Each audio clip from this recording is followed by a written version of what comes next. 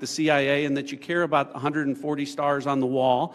But no one's asked me about my second day on the job here, where I lit the fuse that led to a foreign government participating with us to capture one of the senior planners of the Abbey Gate bombing that killed 13 Americans. And in the process, we worked with a government that previously hadn't, that hadn't cooperated with us on counterterrorism matters. Or the fact no one has focused on that within an hour of that taking place, I was on the phone with Director Patel, and a few hours later with Attorney General Bondi, working together, the IC and the FBI working together to bring this person home in less than a week. Unprecedented success for the intelligence community and the law enforcement community. Exactly representative of the kind of work that we should be doing and the kind of work that an oversight committee should be asking about. But instead, we're getting questions about whether or not someone has drinking habits. And, you know, I just wish in an annual threats hearing where the American people want to hear about threats, that's what we would be talking about. Thanks for the opportunity to clarify. Absolutely, Director. I want to thank you and all the people who work with you and all the witnesses and the men and women, the brave men and women who are putting their lives on the line each and every day for this country. And to the military as well, we are grateful and we recognize the sacrifice and dedication. Director Ratcliffe, you talked about China being our top national security threat, and I want to go to what really is the most active and persistent threat. It's related to cyber. It's related to the People's Republic of China cyber activities, Volt Typhoon, Flax Typhoon, Salt Typhoon, targeting U.S. critical infrastructure, targeting critical infrastructure overseas, compromising U.S. telecommunication companies, and I want to ask Director Gabbard, there are also regular compromises of government networks in the defense intelligence space. The Chinese are acting with impunity in targeting the United States. Clearly, the last administration had no effective deterrent strategy. Considering a whole-of-government approach to leverage legal export control, trade, and other levers, is there more that the U.S. can be doing to deter China's cyber aggression? Thank you, Congressman, for your question. In short, the answer is yes. Much of that relies on our intergovernmental planning and operations, but also very closely integrating with our private sector partners. This is essential for us to be able to harden our own cyber infrastructure, our own critical infrastructure, and to look at what our capabilities, both defensive and offensive, are and how those should be used. If I may, Congressman, I'd just like to address Congressman Gomez's maligning of my reputation and not giving me the opportunity even to respond to his accusations. What occurred in that signal chat was an update to National Security Cabinet members that was also issued around the same time as updates to our foreign partners and allies in the region. There were no sources, methods, locations, or names of targets that were included in that chat. The decision to conduct this operation had been made long before that conversation took place. I do take my responsibility very seriously and played an integral role in providing the intelligence community's assessments that led to the ultimate decision by the President to conduct an operation, which, by the way, was very successful and continues to be very successful. I was traveling at the time, and I was not playing a very specific role, as these chats reflect, in much of the conversation that took place there. Secretary Hegseth, in my experience, has continued to operate in the way that President Trump's confidence in him inspires, which is in the best interest of the American people and our war fighters and ensuring our national security. I think it's wrong to impugn him, especially at a point where he is not here to defend his own honor. Thank you, Congressman. I agree with your assessment and support for the Secretary, and I yield back. Gentleman yields. Ms. Houlihan. Thank you for the time, and I struggle, and if you look at my notes, I've changed my mind about 1 million times what I'd like to talk about. I'd like to first start with Director Ratcliffe. I find it offensive for you to accuse me as a Democrat of not caring about national threats. I very much wanted to talk about those, in fact, had prepared questions in advance of this hearing about those threats, specifically about biosecurity and bioterrorism, but I don't have time to ask those questions because the threat is in the House. The threat is across the dais, and I need to ask these questions. It's my job to ask these questions of you. Because when I served in the military and I served in classified environments, had this happened to me, I would have walked my resignation in immediately. This is not okay. Communicating these sorts of things in Signal is not okay. Targets, times, those kinds of things are absolutely classified, and we all know it. I know it. These people know it. You all know it. And the fact that we're having to have these conversations now means that I can't ask the questions that I need to ask about things like bioterrorism and biosecurity. And so I'd like to put you in check as well, sir, because you can't assume who I am any more than I can assume who you are, sir. I would like to move my questions, however, over to Director Gabbard, because you are the DNI. You do have an obligation and a responsibility. I'm going to speak to you specifically about the fact that you have spent much of your 40 days talking about the importance of making sure that we don't reveal classified information, making sure that we don't leak information. You're a former battalion commander in the Army. I don't think that you would have necessarily appreciated the kind of leaking of information that I believe absolutely did happen in this Signal channel and is worthy of a further investigation. In fact, this committee established something called 50 U.S.C. 3235A, and this committee, on a bipartisan, apartisan basis, requires you, the DNI, to swiftly notify Congress and the Intelligence Committee if you're aware of any sort of significant unauthorized disclosure or compromise of classified information, which I would argue this has all of the markings of being that. And so if you, as the DNI, see such a thing anywhere within your organization's purview, you have the obligation to begin an investigation to report back to us on that. Would this seem to qualify to you as something worthy of that investigation? Thank you for your question, Congresswoman. In this situation, Secretary Hegseth has the Yes or classification no? and You are the declassification DNI. authority over DOD information. This chat did not have the auspice of being a DOD chat. There was no such thing as labeling it as DOD. This was a chat amongst a great variety of people, and you, according to our law that we passed here bipartisanly, have an obligation when you think there has been a tangible, significant leak of information to instigate an investigation. Do you not think it's important to do such a thing? Well, the National Security Council is investigating no? this inadvertent leak.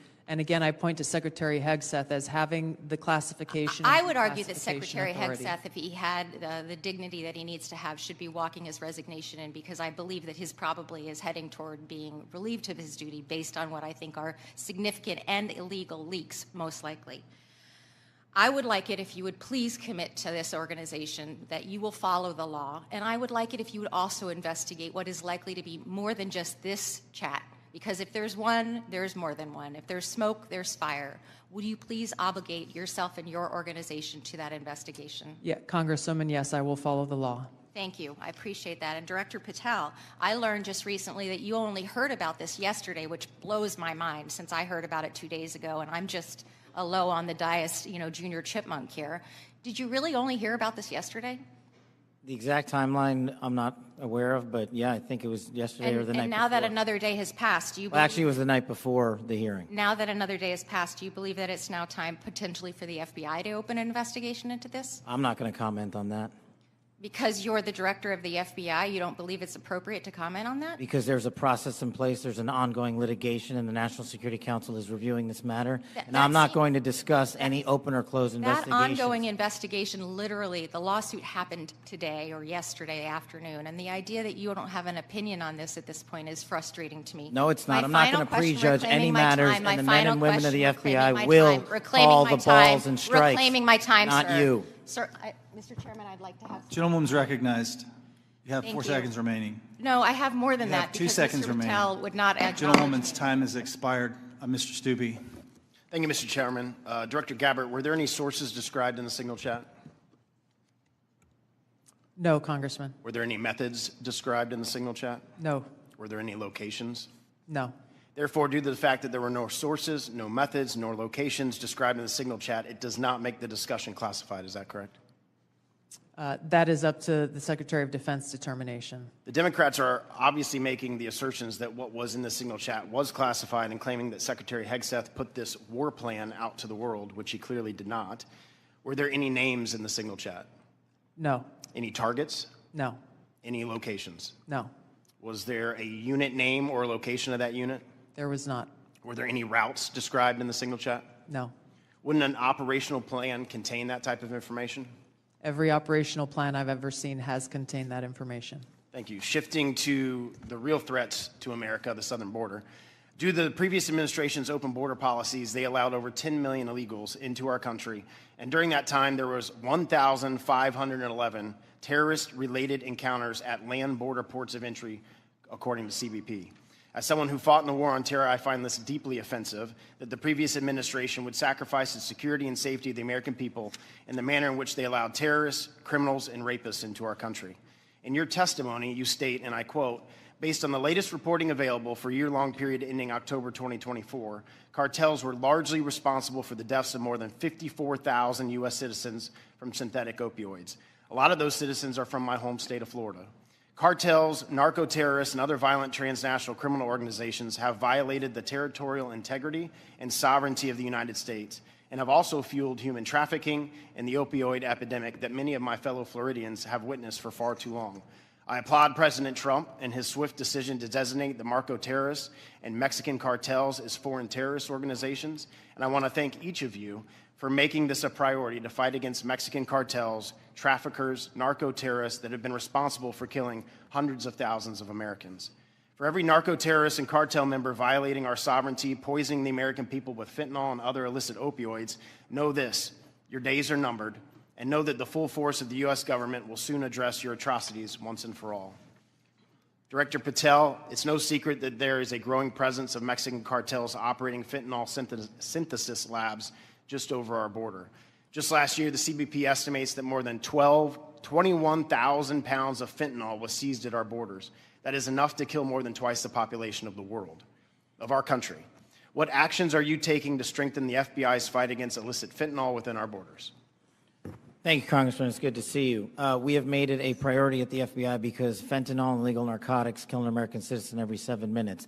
That is a national security crisis, not just at the southern border, but at the northern border. And the Mexican cartels, along with their illicit partners in the CCP and other adversarial countries that are doing harm, are not just taking the fight down south, but they're bringing it up north. So we need to be more vigilant as to what's coming in through our northern border as well. Known and suspected terrorists are flowing in through our northern border more than they are our southern border, I would say, because of the successes we've had in closing the southern border. But when it comes to specifically to fentanyl, we are making, to date, since January 20th, 383 kilograms of seizures of illegal fentanyl, which is enough to kill 29 million Americans. And other than enhancing border security measures, what would be the most worthwhile action the United States could take to eliminate the cartels and stop the flow of illicit fentanyl? I got one answer for you. They're making the precursors in mainland China, and we don't have the authorities to go after that fight there, and we need to take it head on, because without the chemicals and precursors, there is no fentanyl, and they are moving that material around the world and into the United States too freely. Director Gabbard, I'd like to reemphasize the threat that our adversaries are exploiting via fentanyl and other illicit drugs that are entering our country through the border and poisoning millions of Americans nationwide. It's essential that all components of our national security apparatus are united in their efforts to protect the American people and our communities from such harm. Is there any reason to believe that the Mexican government isn't doing enough to finally eradicate the cartels and other transnational criminal organizations operating just over the border? Congressman, I can only speak from my vantage point. As was stated previously by Director Ratcliffe, we have already been introduced to and begun collaborating with our counterparts in the Mexican government. Could there be more done? I would say absolutely yes. I know that the Trump administration across his cabinet are looking at opportunities to be able to do that. And Director Patel just hit on this with CCP and precursors, but to what extent have we seen other malicious actors worldwide partner with the cartels to infiltrate and target the United States? Related to the production of fentanyl. Yes, ma'am. India is one of those countries that is providing some of those precursor materials as well as equipment. Thank you for being here today. My time's expired. Gentleman yields. Mr. Quigley. Thank you, Mr. Chairman. And I know it's all us who are worried about this only, but apparently the Senate Armed Services Committee Chair and Ranking Member requested Inspector General report on this chat. So I'll tell you why more people are worried about this than you might think, and that's Director Gabbard, your position was created post 9/11 because of the horrible intel failure that took place there, where we weren't sharing information. It wasn't adequately shared within the community and between our allies. We have to believe that our allies look at this as a colossal mistake and will at least hesitate to a certain extent, wanting to share sensitive information with us that keeps us safe because they're worried about their sources and methods as well. Wouldn't you be at least somewhat concerned that our allies would look at this and say, that wasn't the perfect way to communicate? Congressman, thank you for the question. If that information that was put out in the chat by the Secretary of Defense had included specific sources and methods and targets and names, then the answer would be yes, but that was not the case. Let me stop you there because there's such a limited time. Generals, look, you're here because you got tough spots, so I have to put you on the spots. You're passing information like this just within your agency, and you know that it's going to include, we are go for mission launch, Houthis, sea lanes, the information about the weapon systems. That gets to the Houthi military commanders. Doesn't it make you think they're at least going to say duck? Thank you for the opportunity to weigh in on the issue. Yes, if we were collecting this on our adversaries and we're able to get this information, as was asked of General Hawk earlier, we would consider that classified, but it's classified under the collection piece. The data that we're talking about here is the operational data, not the intelligence data. Respectfully, sir, just because we have limited time. Secretaries. The Houthis military leader is going to duck when he hears this, or he's going to take some action, or he's going to try to shoot our planes down, right? If he has actionable intelligence, he will certainly use that. I'm talking about this intelligence. You don't think he can figure out? Houthis is mentioned a couple times, sea lanes. They show the weapon system. At least it's a credible warning to him. I would offer the Houthis' defensive position has been constant since the 15th of March. All right. General, I'll just take a whack at it. You're the Houthis' military leader. You get this information passed on to you. It doesn't make you at least take warning? I would, Congressman, I think from the Houthis' perspective, they do have air defense equipment, and they would be able to detect aircraft when they're entered into the Red Sea, and certainly when we have our intelligence aircraft operating over top their country. They'd be able to detect that activity. But being forewarned is extraordinarily important. I'll take another stab at it. If just language like this in a different context, okay? But just within your department, sir, your people are passing this information. Do you advise them maybe they don't use Signal on this? Are there other forms? Obviously, they're going to be more secure. What I would offer is the data that we would be passing would be the full target packages and the full set of operational information. Okay, but even if it was just this, do you really want to give the possibilities that they could be breached, hacked, and they would get this information? Wouldn't you, even with just this, sir, respectfully, wouldn't you want to use a more secure means of communicating? I think what I would offer are two things, and hopefully they're helpful to you. One of them would be, in addition to that full package that we would talk about, when the Secretary extracted individual details from that and provided those on Signal, whether individually or in aggregate, that is his decision of what is classified and what is not from an operational aspect.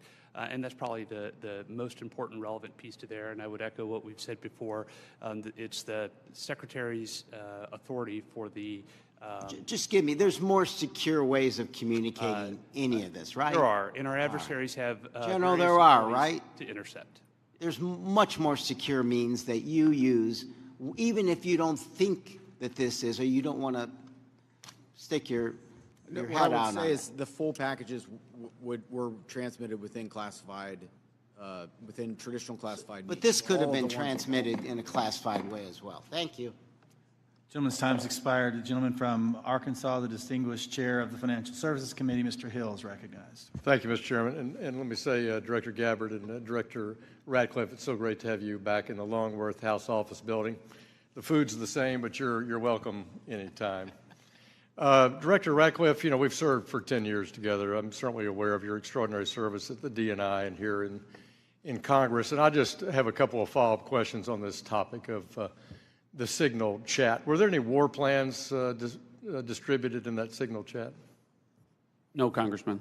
And were sources and methods that would compromise our intelligence system or your agents in the field around the world, were they discussed on the Signal chat? No. I appreciate that. I just think that's an important thing to have on the record.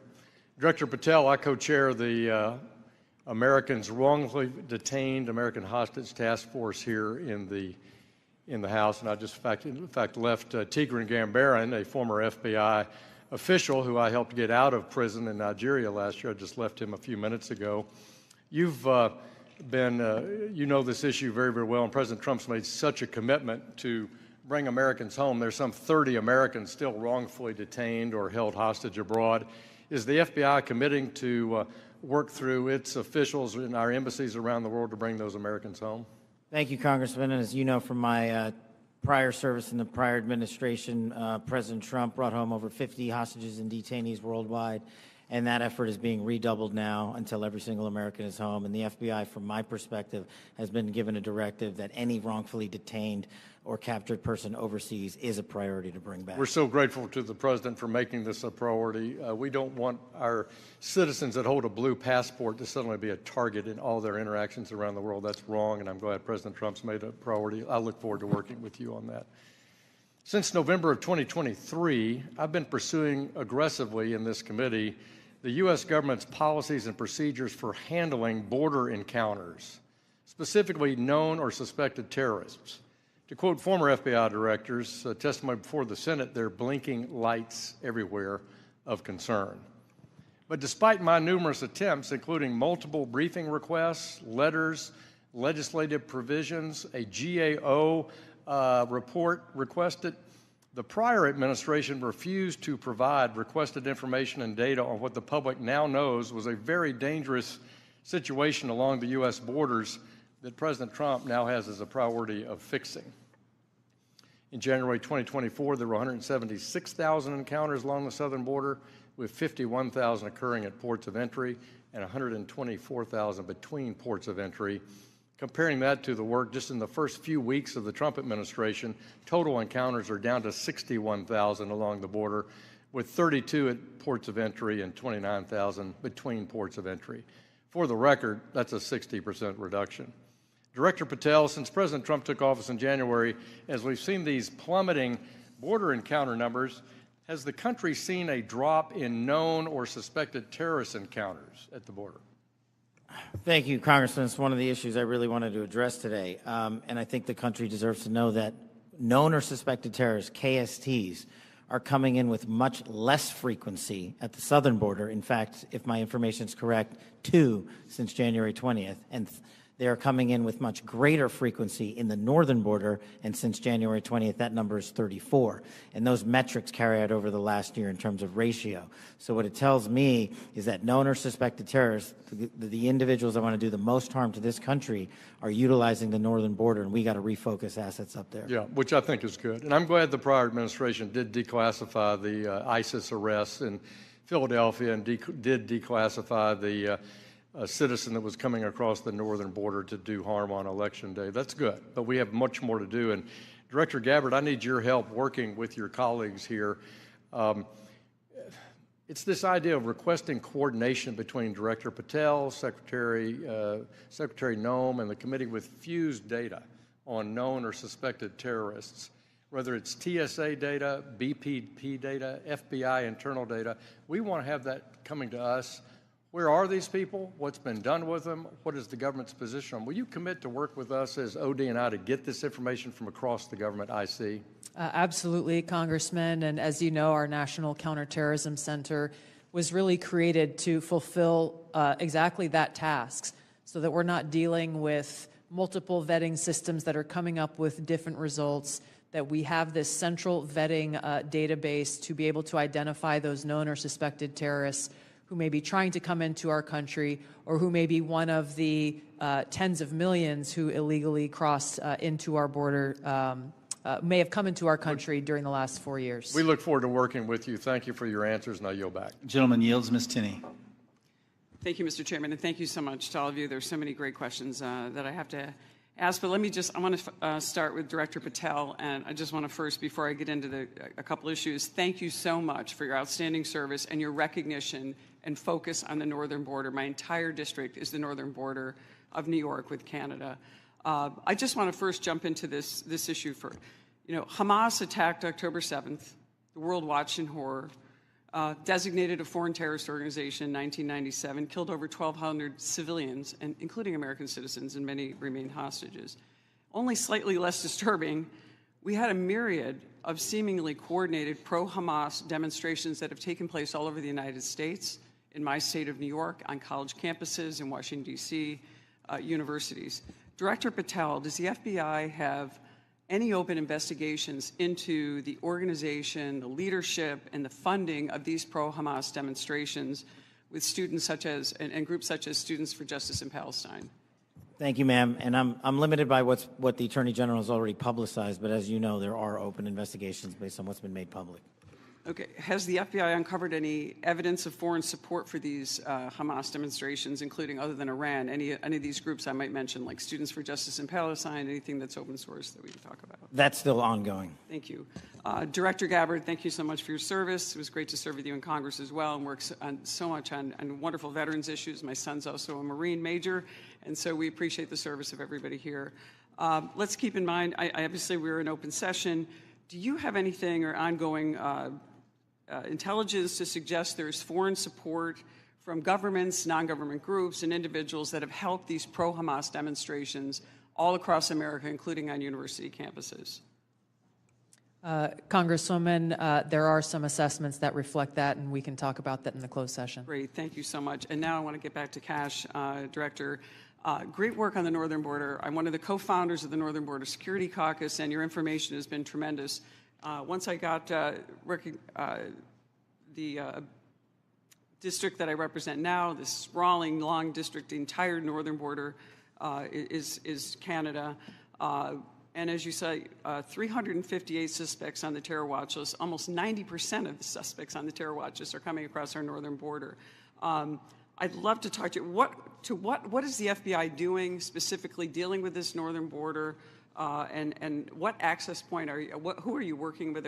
Is there a way that we have got a way to handle this with the foreign terror threats? And I say this in light of my district specifically, where New York State, led by Democrats, by the way, is notorious for their unwillingness to work with law enforcement. Under Governor Cuomo, we cut off the ability. I know Congressman Quigley talked about working together after 9/11. The state hit hardest by 9/11. And Governor Cuomo put in a law that prohibited law enforcement from working together in 2019. What are we doing so we can work with New York, the government and others, to make sure that this doesn't happen across our New York northern border? Well, one, and this is out of my lane, but what we need to be doing is working with the Canadian government because they sit on top of our northern border. We do have the problem of tyranny of distance and sheer geography as compared to the southern border, but when we were told that the Mexican government would not work with us, we overcame that hurdle, and we've seen the immediate results, as I highlighted to your colleague, about northern border contacts with KSTs versus the southern border. The other thing we can be doing is working across every northern border state who has a geographic border with Canada and their local and state affiliates, which we are doing at the FBI. But it is such a vast enterprise that we would need a huge increase in resources to cover down on that the way we do in Mexico. In addition, thank you for that. In addition with working with the Canadians, are you also working with the New York State government? Because we do have a number of interesting assets, a sprawling Akwesasne Mohawk Reservation that kind of goes across the northern border with New York and Canada. Are those types of things ways that you can work with the New York government and also in coordination with the Canadian Royal Police? Absolutely, ma'am, and you highlight a great point. A lot of the northern border touches upon tribal lands, and we need to work with tribal leaders throughout the country as effectively as we do with state and local governments, and at the FBI we're doing just that.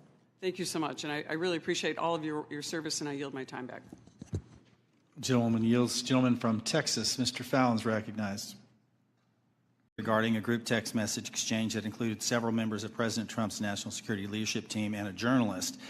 Yesterday, our colleagues on the Senate Select Committee on Intelligence held their hearing on the annual threat assessment, and unfortunately, instead of exploring the real and existential threats that face our nation, which is the purpose of this hearing, this issue consumed most of their time. While I will address this topic further in my questions, it's my sincere hope that we use this hearing to discuss the many foreign threats facing our nation. I have deep concerns about the state of our national security. The war between Russia and Ukraine has just surpassed 3 years and now includes North Korean troops on the battlefield. Iran remains the world's largest state sponsor of terrorism, supporting terrorist organizations throughout the Middle East like Hezbollah and Hamas, fueling the latter's war with Israel and Gaza.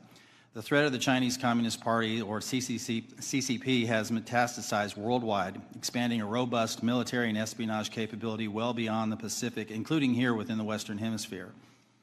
The CCP's aggressiveness in operations below the level of armed conflict continues to grow.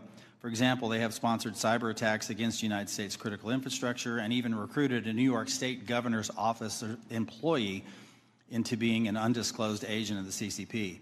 And after 4 years of a catastrophic open border policy and limited and in many cases no vetting, we have seen an explosion of illegal migrants crossing our border since 2021. In fiscal year 2024, 516 were identified to be known or suspected terrorists, 106 of whom tried to sneak into our country between ports of entry. And these are just the ones we caught of the nearly 3 million encounters recorded by Customs and Border Protection. We've also seen an ISIS-affiliated human smuggling network bringing more than 400 migrants into the United States. And this occurs through networks associated with cartels and gangs from Sinaloa to CJ&G, who present an unacceptable risk to the security of the American people. In the midst of such threats, many have understandably lost trust in the intelligence community. One reason I'm particularly concerned about is the pattern of lapses I've seen in analytic integrity and objectivity in some of the assessments provided by the IC in the last few years. From President Trump-Russia collusion fiasco to the origins of the COVID-19 pandemic to anomalous health incidents, there have been numerous instances of the IC suppressing certain reporting, using substandard reporting to support a pre-decided thesis, and failure or refusal to consider plausible alternative analyses. That, combined with many other examples of weaponized government, results in a situation where the United States is facing very real threats, while many of our citizens lack trust in those they empower to inform on or counter these threats.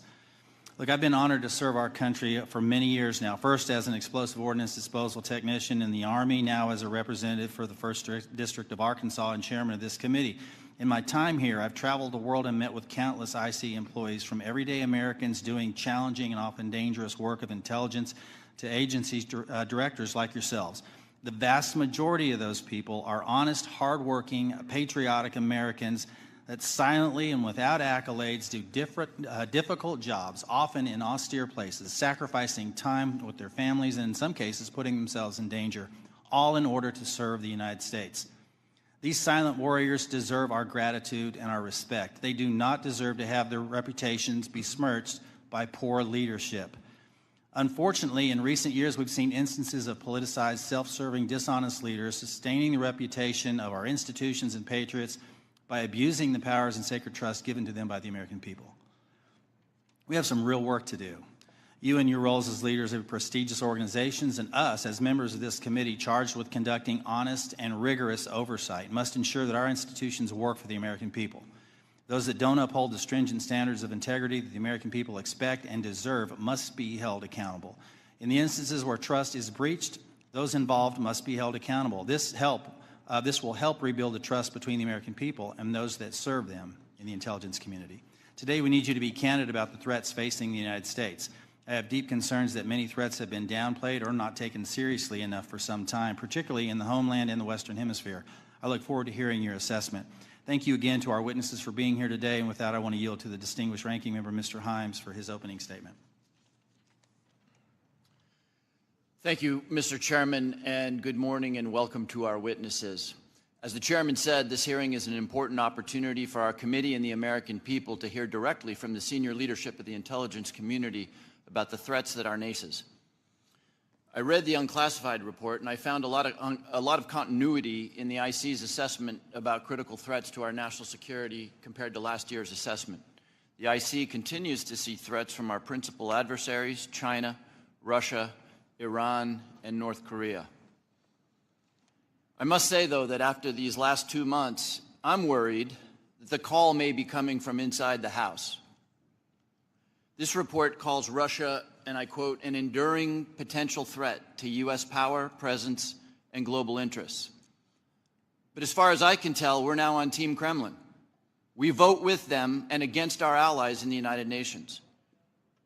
We humiliate President Zelensky in the Oval Office. The president's chief Russian negotiator, Steve Witkoff, is repeating Russian talking points and participating on a madcap signal chat about an attack on Yemen while inside Russia. USAID is gone, and with it, all American soft power. If I had time, I would ask the generals at this table about what it means to our national security to give up our soft power. We're no longer helping struggling nations in Africa. China, or worse, terrorists, are filling the vacuum. I wonder how many of those African countries will be named in next year's threat assessment. Thanks to DOJ, the men we paid to guard the most vicious ISIS terrorists in the world in Syria walked off the job. Do you think we'll see their names in this document next year? Elon Musk fired the people who maintain our nuclear weapons. Does that feel like a threat to you? Apparently, all of this mayhem is cheered by the President of the United States and by 20-somethings with laptops and nicknames like Big Balls. But I've been doing this for a long time, and I know that Moscow and Beijing and Tehran and Pyongyang cannot believe their luck. Now we come to learn that people in the most dangerous and sensitive jobs on the planet put extremely specific pre-decisional discussions about a military attack on signal, which could be intercepted by the Russians and the Chinese. Everyone here knows that the Russians or the Chinese could have gotten all of that information, and they could have passed it on to the Houthis, who easily could have repositioned weapons and altered their plans to knock down planes or sink ships. I think that it's by the awesome grace of God that we are not mourning dead pilots right now. The two general officers sitting at the table and the people who work for all of you know that if they had set up and participated in the signal chat, they would be gone. And they know that there's only one response to a mistake of this magnitude. You apologize, you own it, and you stop everything until you can figure out what went wrong and how it might not ever happen again. But that's not what happened. The Secretary of Defense responded with a brutal attack on the reporter who did not ask to be on the signal chain. Yesterday, our former colleague Mike Waltz did the same in the White House and then went on Fox to call Jeff Goldberg a loser. What do you think the people who work for you are seeing and learning from that? Now, except for that last part, almost all of the mayhem slowly eroding our safety, our standing, and our security in the world has largely happened outside the IC. If you had a part in that, and I suspect you did, I thank you. I'll say it now and I'll say it again every time we see each other over the next couple of years. You must protect the thousands of patriots who go to work every day under you to keep us safe. You need to go to work every day thinking about their morale, their well-being, and their protection. I've done intelligence oversight for more than a decade. It's my job to ask you the tough questions and maybe even make you uncomfortable. But John, I don't ever walk through your lobby and look at those 140 stars on the wall without choking up over the fact that men and women far better than I will give their lives to keep us safe. There's about a dozen people in this room who know all their stories, and you know and I know that many of the men and women who have stars on that wall died because of bad decisions or poor judgment by their leaders. We've all worked together before, and recent events notwithstanding, we need you to succeed. Your people and our safety requires you to succeed. I really hope you do. But let me say now that if some overcaffeinated 20-year-old succeeds in firing your linguists or your mathematicians or your paramilitary officers, if you shut down some unit because Steve Bannon or Seb Gorka doesn't like it, America will be less safe and people will get hurt. And I and this committee and history will be very unkind. Yield back, Mr. Chairman. Gentleman yields. Now recognize Director Gabbard to make a statement on behalf of the intelligence community. Thank you very much, Chairman Crawford and Ranking Member Himes. Members of the committee, thank you for the opportunity for us to be here to present the 2025 Annual Threat Assessment. I'm joined here by my colleagues from the CIA, DIA, FBI, and NSA. Our testimony today offers the collective assessment of the 18 U.S. intelligence elements making up the U.S. intelligence community and draws on the intelligence collection and information available to the IC from open source and private sector and the expertise of our analysts. It evaluates what the IC assesses most threatens our people and our nation's ability to live in a peaceful, free, secure, and prosperous society. As you know very well, we face an increasingly complex threat environment that is threatening us here at home and our interests abroad. I'll begin by focusing on what most immediately and directly threatens the United States and the well-being of the American people: the non-state criminal groups and terrorists putting American lives and livelihood at risk. I'll then move on to focus on the key nation states who have the capability to threaten our security and the interests of the United States. Cartels, gangs, and other transnational criminal organizations in our part of the world are engaging in a wide array of illicit activity, from narcotics trafficking to money laundering, to smuggling of illegal immigrants and human trafficking, which endanger the health, welfare, and safety of everyday Americans. Based on our latest reporting available for the year-long period ending October 2024, cartels were largely responsible for the deaths of more than 54,000 American citizens due to synthetic opioids. Mexico-based transnational criminal organizations are the main suppliers of illicit fentanyl to the U.S. market and are quickly adapting to enforcement and regulatory pressures by using multiple sources and methods to procure precursor chemicals and equipment, primarily from China and India, many of which are dual-use chemicals used in legitimate industries. Independent fentanyl producers are also increasingly fragmenting the drug trade in Mexico. The ready availability of precursor chemicals and ease of making illicit fentanyl have enabled independent actors to increase illicit fentanyl production and smuggling operations in Mexico. Cartels are profiting from human trafficking and have likely facilitated more than 2 million illegal immigrants encountered by law enforcement at the U.S. southwest border in 2024 alone, straining our vital resources and putting the American people at risk. Criminal groups drive much of the unrest and lawlessness in the Western Hemisphere. They also engage in extortion, weapons and human smuggling, and other illicit and dangerous revenue-seeking operations, including kidnapping for ransom, forced labor, and sex trafficking. While some of these key drivers of migrants are expected to persist, heightened U.S. border security enforcement and deportations under the Trump administration are proving to serve as a deterrent for migrants seeking to illegally cross our borders. U.S. Border Patrol apprehensions along the southwest border in January 2025 dropped 85% from the same period in 2024. Transnational Islamist extremists such as ISIS and Al-Qaeda and affiliated jihadi groups continue to pursue, enable, or inspire attacks against the United States and our citizens abroad and within the homeland to advance their ultimate objective of establishing a global Islamist caliphate. This includes heightened efforts to spread their ideology to recruit and radicalize individuals in the U.S. and the West. While the New Year's Day attacker in New Orleans had no known direct contact with ISIS terrorists, he was influenced and radicalized by ISIS ideological propaganda, as one example.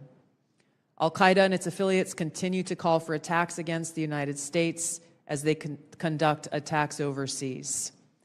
These jihadist groups have shown their ability to adapt and evolve, including using new technology and tactics to spread their ideology and recruit new followers.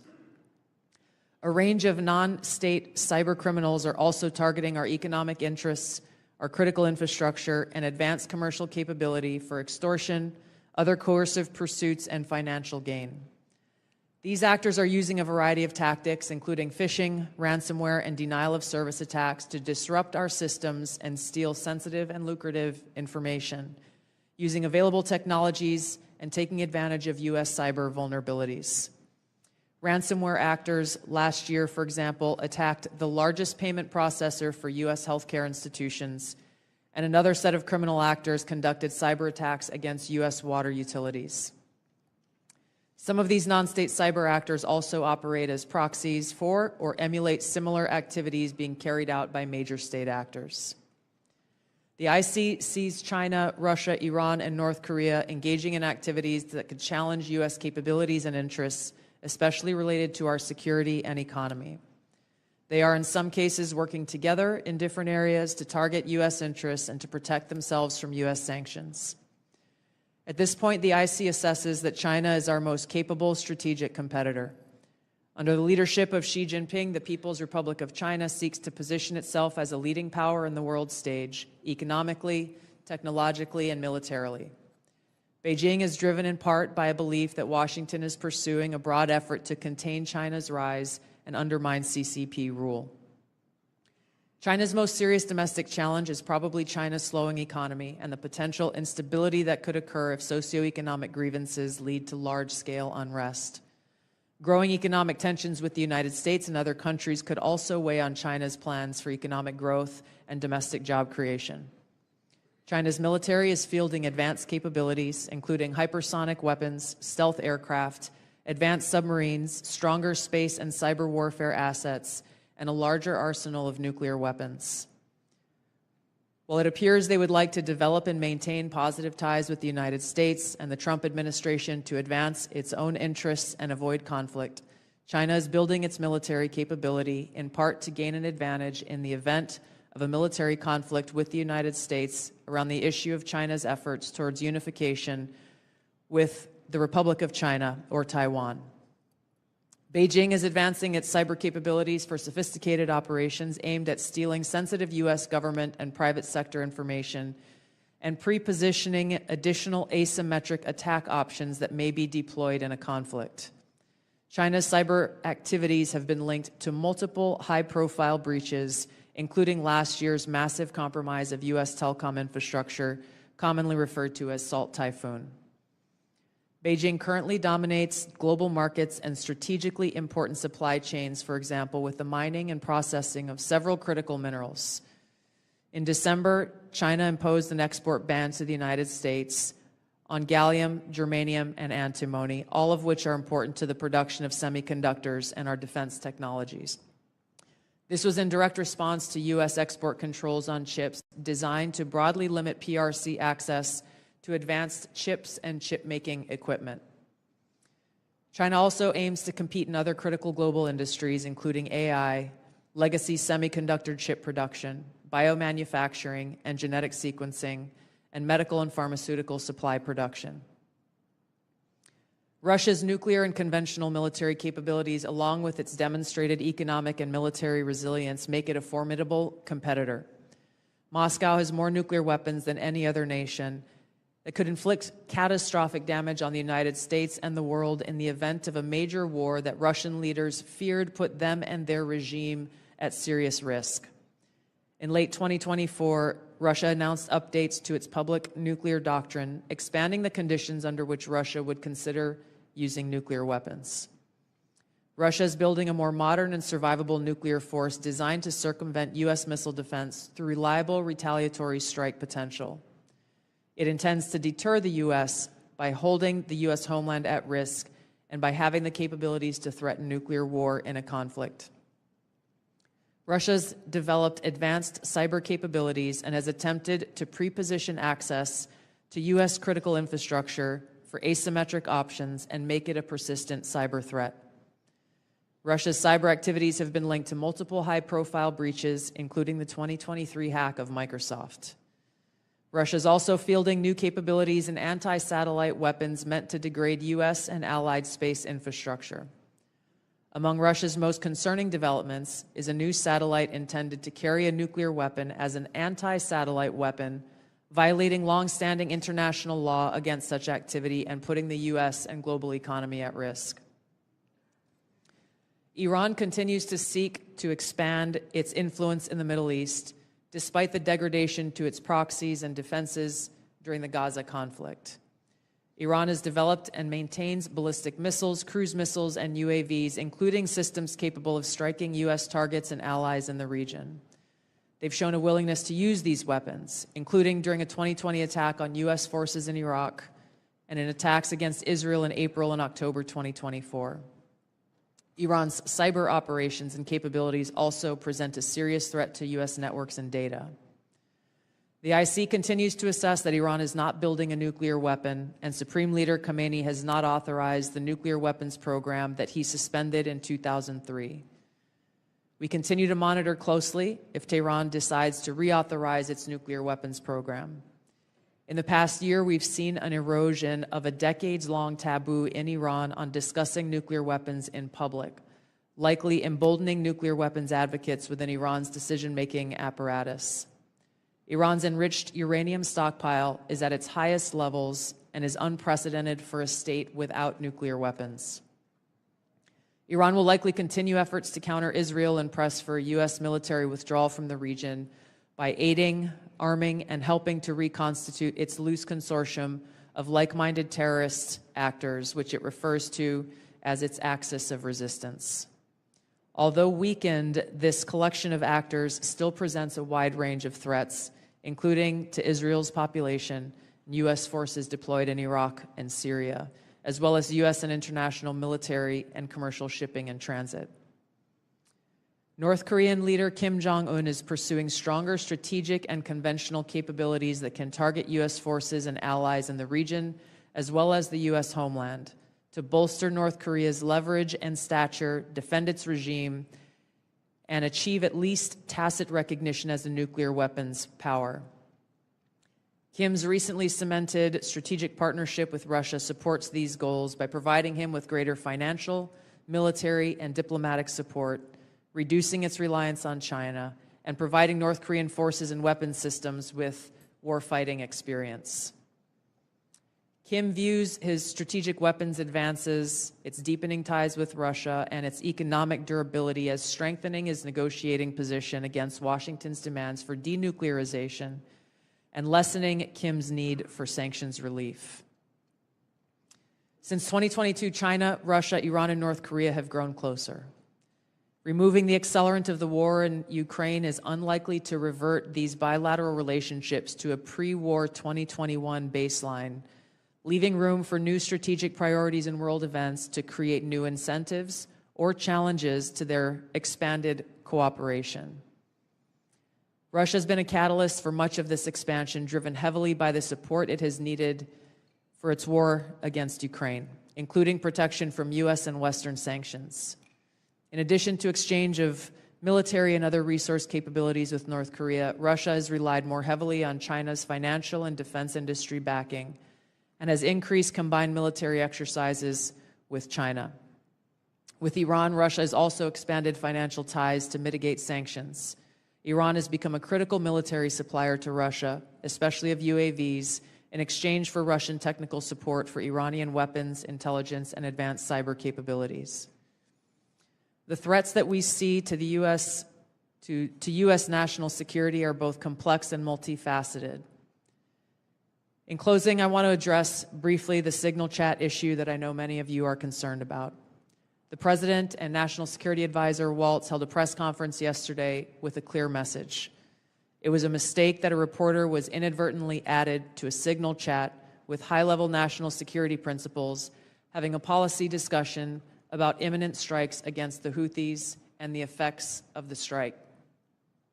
The National Security Advisor has taken full responsibility for this, and the National Security Council is conducting an in-depth review along with technical experts working to determine how this reporter was inadvertently added to this chat. The conversation was candid and sensitive, but as the President and National Security Advisor stated, no classified information was shared. There were no sources, methods, locations, or war plans that were shared.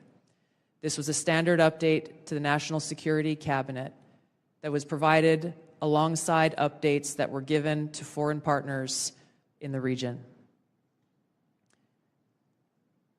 The Signal Message app comes pre-installed on government devices. In December of 2024, CISA stated, quote, "We strongly urge highly targeted individuals to immediately review and apply best practices provided in the guidance to protect mobile communications, including consistent use of end-to-end encryption." And they named Signal as an app as an example of such an end-to-end encrypted messaging app. Ideally, these conversations occur in person. However, at times, fast-moving coordination of an unclassified nature is necessary where in-person conversation is not an option. I'm also aware that a lawsuit was filed yesterday on this issue. As a result of that pending litigation, I'm limited in my ability to comment further on that specific case. My Office of General Counsel will be in close contact with the Department of Justice on this matter. The most important thing to the American people and to all of us is the success of this military operation against terrorists who have been and continue to attack American service members was extremely successful, thanks to the leadership of President Trump and the actions of our brave men and women in uniform. As the heads of the American people's intelligence community, we will continue to provide the President, you in Congress, and our warfighters with timely, unbiased, relevant intelligence to keep our country secure, free, prosperous, and at peace. Thank you, Mr. Chairman. Thank you, Director Gabbard. We now turn to member questions. I'll recognize myself for 5 minutes. I want to talk about, before I get into the threats, I want to talk about something we've talked about in this committee and in this setting before. We've had IC agency leaders commit to complying with our document requests but not follow through. And I don't know if this is due to direction from previous administration or middle management obstruction, but I find it completely unacceptable. In fact, I had to subpoena the NSA in order to cooperate with our AHI investigation last year. As you all know, it's the charge of this committee to conduct rigorous oversight, and part of that oversight is occasionally requires us that we request documents from your organizations to enable our investigations. We cannot adequately do our jobs without your partnership and your cooperation. General Hawk and General Cruz, we had this conversation here before last year, and I'm not satisfied with your responsiveness. Therefore, I'm going to ask that question again on the record in this open setting to each of you. Do I have your unequivocal commitment to cooperating with document or other information requests from this committee, General Hawk? You do, Chairman. Thank you, General. Director Patel. You do, Mr. Chairman. Director Gabbard. Yes, Chairman. Director Ratcliffe. Yes, you do, Chairman and Ranking Member. And I want to start by saying it's good to be back. It's good to see you. And as you all know, I have a special appreciation for the work that this committee does, having previously been a member. I also understand the importance of the oversight role that it has. And so you have my full commitment and my understanding about what your responsibilities are and my obligation to keep you fully and currently informed, and I will do that. Appreciate that. General Cruz. Chairman, of course, you have our continuing support on this critically important effort for the nation. Thank you. I appreciate that. I want to turn now to something that's a topic of conversation and really needs to be, and that's our own neighborhood here in our Western Hemisphere. I mentioned in my opening statement, I'm deeply concerned about encroachment in the Western Hemisphere, not just by China, but other adversaries like Russia and Iran, from Russian military cooperation with and support to Venezuela and Nicaragua, CCP-linked companies, acquisition of critical assets in Central and South America, Iran's defense agreement with Bolivia, the establishment of a technical military cooperation commission including Venezuela, Cuba, China, Russia, and Iran. And I could list several more alarming examples. I'm afraid we focus so much of our attention across the world that we've lost sight of our own neighborhood, leading to the anti-American regimes gaining permanent footholds within striking distance of the homeland. So, Director Gabbard, to the extent that you can discuss it in this setting, what is the intelligence community's assessment of adversary encroachment in the Western Hemisphere? Thank you, Mr. Chairman. We'll be able to go into greater detail in the closed session, but the intelligence community assessment reflects what you have just detailed and outlined. The continued competition, encroachment, and investments that are occurring in the Western Hemisphere have rapidly increased and continue to pose a threat both to our economic interests and to our security. Every day there are new reports of further attempts. One just recently that came up yesterday with investments that are being made in the southeast part of the United States. Again, I'll go into this further in a closed setting, but the intelligence assessments that we are receiving are being shared with senior cabinet officials, Department of Energy, Commerce, Treasury, those who are working alongside us to not only monitor, but to determine the best policies that will protect our interests. Thank you. I want to turn to Director Patel real quick in the time that I have left. If you can flesh this out for me just a little bit. You indicated something that caught my attention in the proceeding yesterday, and that was your involvement with the Judicial Drug Task Force that you partner with at the state level, and how that has yielded positive results with regard to cartel activity. Can you put a little finer point on that to describe those partnerships in the 53 seconds we have remaining? Yeah, I'll try to be brief. Mr. Chairman, Mr. Vice Chairman, thanks for having us, Ranking Member. My priorities at the FBI have been to partner with state and local law enforcement in ways that we have not done so before, particularly on information sharing, and it's a two-way street. And in order for us to effectuate drug seizures and narcotics interdictions in the 50 states, we treat them as all border states because that's what's happening. We have an American citizen die of a drug overdose every 7 minutes. That is wildly out of control and unacceptable. But the FBI cannot do that mandate and secure the American people from Washington, D.C. So we're putting resources in the field. We are working with our partners at the state and local level. And we are seeing immediate results, as we are seeing in Arkansas, as I outlined yesterday, with hundreds of arrests, thousands of pounds of narcotics seized, dozens of weapons, and multiple indictments. Thank you, Director. I'm going to yield and recognize Ranking Member Himes for 5 minutes. Thank you, Mr. Chairman. If there's something I care as much about as the national security of the United States, it's the powers and prerogatives of this Congress and its oversight duties. So I want to spend a minute or so on yesterday's testimony in front of the Senate and direct these questions in particular to Director Patel and Director Gabbard. Yesterday, Senator Heinrich asked, did this conversation, referring to the signal chat, include information on weapons, packages, targets, or timing? Director Patel, you said not that I'm aware of. Director Gabbard, you said same answer. This morning we learned that the signal chat included the following update, forward-looking update from the Secretary of Defense. Time now, 11:44 Eastern Time. Weather is favorable. Just confirmed with CENTCOM. We are go for mission launch. 12:15 Eastern Time. F-18 launch. First strike package. 13:45 trigger-based F-18. First strike window starts. Target terrorist is at his known location, so should be on time. Also, strike drones launch. MQ-9s. 14:10. More F-18s launch. Second strike. Do either of the directors want to reflect? Senate, you were on this. You were on the signal chat, correct? No. Okay, but did you review the material on the signal chat? No, I wasn't Okay. on it. Director Gabbard? Yes, Ranking Member. My answer yesterday was based on my recollection or the lack thereof on the details that were posted there.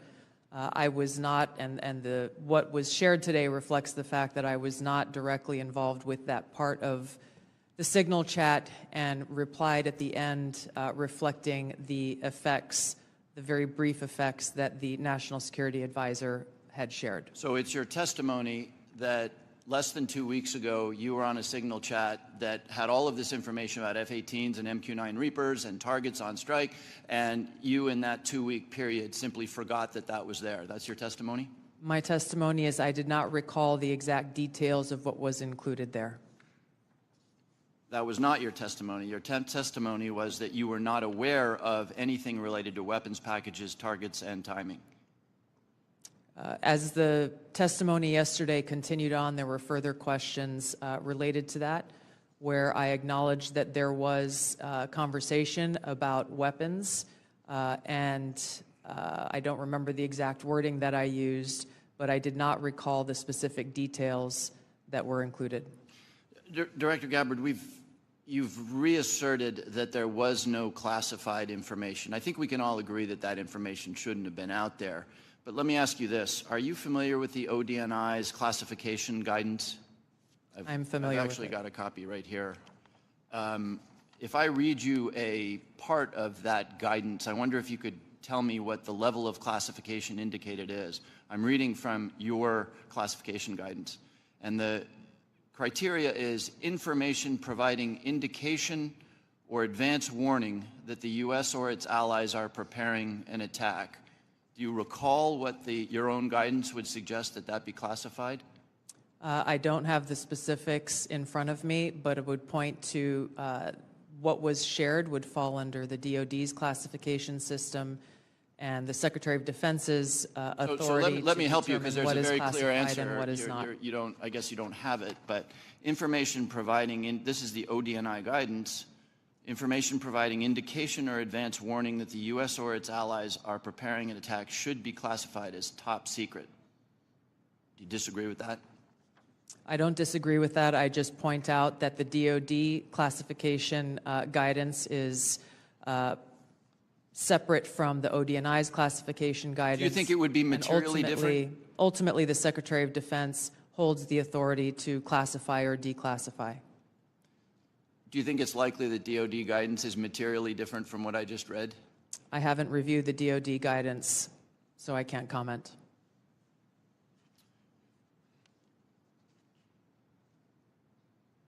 Director Gabbard, a lot of this suggests sort of a lack of sobriety. When there's punch emojis and fire emojis, it's a lack of sobriety.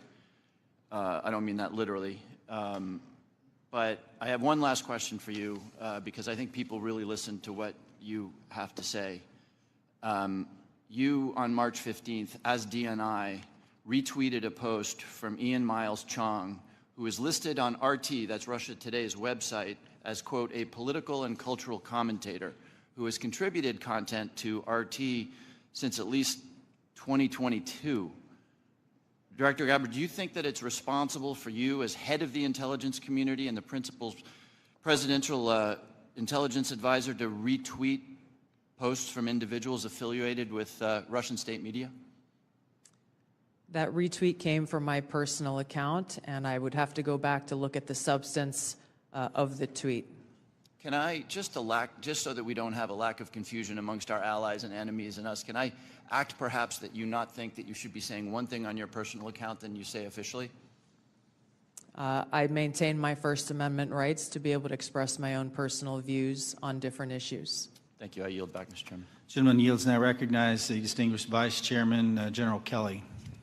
Yeah, I'd now, for the first 30 seconds, Mr. Ratcliffe, or Director Ratcliffe, formerly known as Texas, from this Mississippi guy, I'd like to give you 30 seconds if you have anything to respond to what Ms. Gabbard Director Gabbard, just said. Well, Mississippi, it's good to see you again, and I appreciate the opportunity. You know, there's so much talk about this Atlantic article and about things that were said and that could have happened instead of a focus on what did happen. So my responsibility as CIA director, one of its responsibilities is to kill terrorists. And that's exactly what I did along with President Trump's excellent national security team. That's what we should be focused on. With regard to that article, I also would appreciate the opportunity to relay the fact that yesterday I spent 4 hours answering questions from senators as a result of that article that were intimating that I transmitted classified information because there were hidden messages. Those messages were revealed today and revealed that I did not transmit classified information, and that the reporter, who I don't know, I think intentionally intended it to indicate that. That reporter also indicated that I had released the name of an undercover CIA operative in that signal chat. In fact, I had released the name of my chief of staff, who is not operating undercover. That was deliberately false and misleading, and I appreciate the opportunity to reflect that my answers haven't changed. I used an appropriate channel to communicate sensitive information. It was permissible to do so. I didn't transfer any classified information. And at the end of the day, what is most important is that the mission was a remarkable success, is what everyone should be focused on here, because that's what did happen, not what possibly could have happened. Thank you, Director Ratcliffe.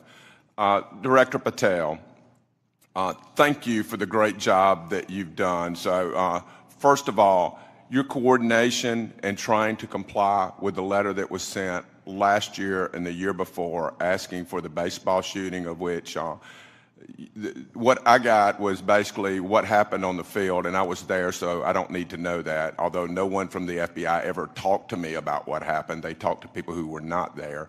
But I appreciate your commitment to getting us the full unredacted report, or the redactions are to protect innocent people who are not part of the process, not the people who made decisions to classify that as suicide by a cop as opposed to an assassination attempt of many members of Congress, of which I was one. Thank you for your commitment, Director Patel, because I know that you will give us what we have asked for so that we can put this to rest, Mr. Winstrup, myself, and several others. Can I get your commitment to do that, Director Patel?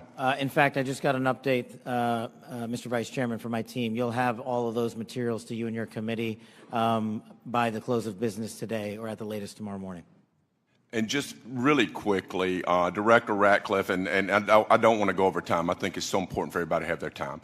Can you tell me the impact that DOGE has had in causing you to fire people you shouldn't have fired, or release people who are instruments of national security no longer there? Tell me if you've had any impact specifically that DOGE has caused you to lose someone who was necessary for national security.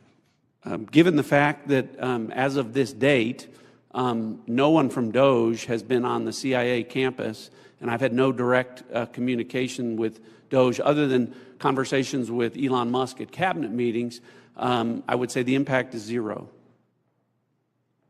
Director Patel? I'm in a similar situation. We do work with DOGE on government efficiencies, but I have not seen any negative impacts at the FBI. Thank you very much. And Director Gabbard, it's good to see you again, too. You know, I think we were freshmen together, you and I and Director Ratcliffe, and I'm here and you guys are like there. Have you seen any impact across the whole IC that DOGE has caused things that you can't respond to? Yeah, thank you, Congressman. It's great to see you all again here. The answer is no. Similar with Director Ratcliffe, DOGE has not been at ODNI. The President understands the essential national security mission that we have, and we are going through our own internal assessments to ensure we're achieving the effects in an efficient way that is responsible to the American taxpayer. Yield back, Mr. Chairman. Gentleman yields. Mr. Carson. Thank you, Chairman, to the witnesses, many of whom I've worked with in the past. It appears that this year's report omitted any discussion of transnational concerns like global health security, infectious diseases, and the role of conflict, violence, and political instability play as drivers of migration. Coupled with the administration's cuts to USAID and other international assistance, particularly health and humanitarian assistance, won't these reductions and eliminations increase regional instability and volatility in areas already at high risk for threats? Was the IC consulted at all in the decisions to eliminate such critical funding, and why weren't these risks included in this year's report? Thank you for the question, Congressman. The direction that I gave to our National Intelligence Council as they were putting together the annual threat assessment was to focus on the most direct and extreme threats that we face from non-state and state actors. While I acknowledge the factors that you've mentioned create an environment that our operators and intelligence officials need to be aware of, this year's annual threat assessment was really more targeted to focus on the direct threats that we have the ability to affect and impact. Some of those were included here that you mentioned with regard to the effects and impacts of USAID. That assessment has not yet been done, or at least to my knowledge, and was not considered to be included here. Director Patel, this year's assessment, sir, confirms a threat I've worked on for a number of years, domestic extremists, including lone wolves, white nationalists motivated by racial or anti-government grievances, even religious grievances. Mr. Director, a few yes or no questions. Do you, sir, agree that these domestic threats must be addressed as thoroughly as foreign extremists? All threats like that will be treated equally, yes, sir. Is it true, sir, you moved personnel out of the FBI section responsible for countering domestic violent extremists? I don't believe I did that. Is it true, sir, that you've discussed disbanding this section? I don't believe I've done that.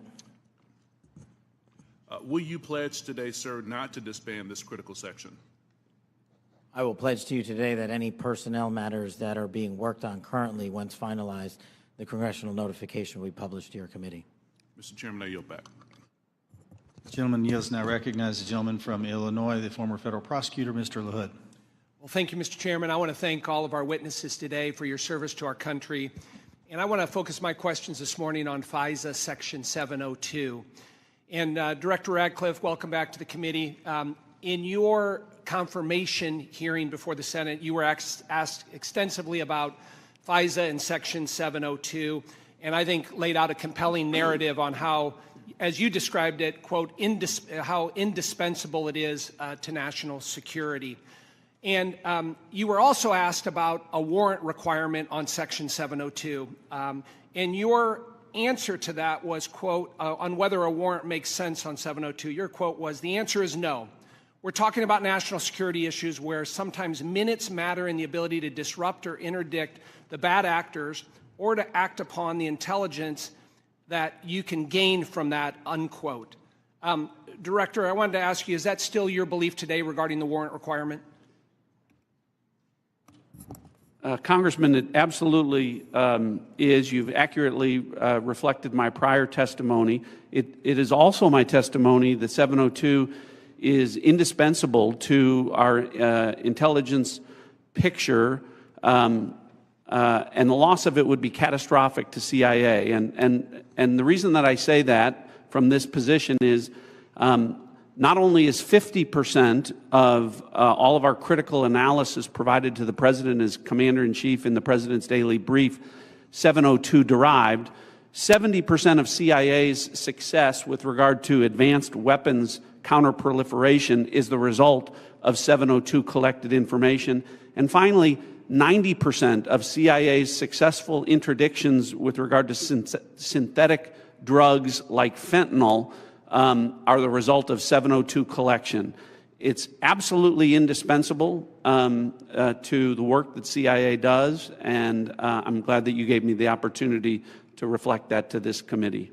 Thank you, Director. And just to ask a follow-up on that, as you know, in the House last year when we had our FISA reform and Section 702 reform measures put in place, you know, we had a debate, robust debate on the House floor regarding the warrant requirement. It was a very, very close vote, 212 to 212. Director Radcliffe, what can you tell our members to alleviate and reassure them on, again, the harm that a warrant requirement would do to 702? Well, Congressman, it would impose a de facto ban on lawfully querying previously collected data to find threats against U.S. persons and government officials. So that would be, again, catastrophic to our efforts to keep our community safe. And I would also point out, because I know that these are legitimate concerns with regard when we talk about FISA and 702 specifically, everyone on this committee recalls that when I was a member, I also called out FISA abuses when they occurred. And I don't want there to be any violation of Americans' civil liberties and Fourth Amendment rights. But I would point to the CIA's, frankly, impeccable record of compliance, and we can talk about that more in a closed session. Thank you, Director. Director Patel, I want to turn to you. Similar in your Senate confirmation, you were asked extensively about 702. And as you know, in our bill that we passed last year, we put lots of reforms and changes and protocols in place for the FBI. And I know that you're supportive of many of those. Specifically on the impracticalities of a warrant requirement on 702, you were quoted as saying, when you were asked about it, it is almost impossible to make that function of the warrant requirement work and to serve the national no-fail mission. Is that still your testimony here today? It's great to see you, Congressman, and yes, that's my testimony. Thank you.